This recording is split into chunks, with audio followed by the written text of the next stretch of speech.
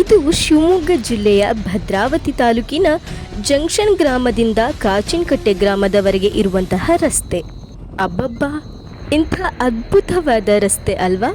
ಇಲ್ಲಿರುವಂತಹ ಅಧಿಕಾರಿಗಳು ಪರಿಸರ ಪ್ರೇಮಿಗಳು ಅನ್ಸುತ್ತೆ.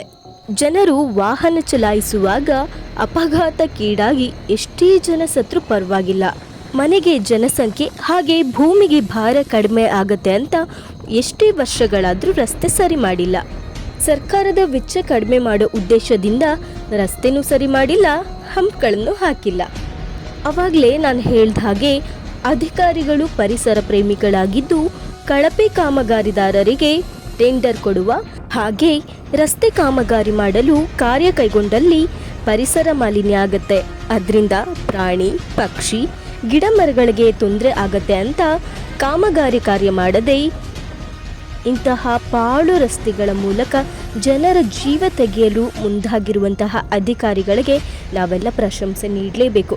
ಆದರೂ ಬಿಡಿ, ಇಂಥ ರಸ್ತೆಗಳನ್ನು ಪಡೆಯುತ್ತಿರುವಂತಹ ನಾವೇ ಧನ್ಯರು ಅನ್ಸತ್ತೆ.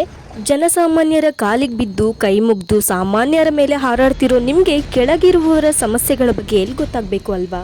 ರಾಜಕಾರಣಿಗಳೇ, ಅಧಿಕಾರಿಗಳೇ, ಇಂಥ ಉತ್ತಮವಾದ ಉಡುಗೊರೆಯನ್ನು ನಮಗೆ ನೀಡ್ತಾ ಇರೋದಕ್ಕೆ ನಿಮಗೆಲ್ಲ ನಾವು ಧನ್ಯವಾದ ಹೇಳಲೇಬೇಕು.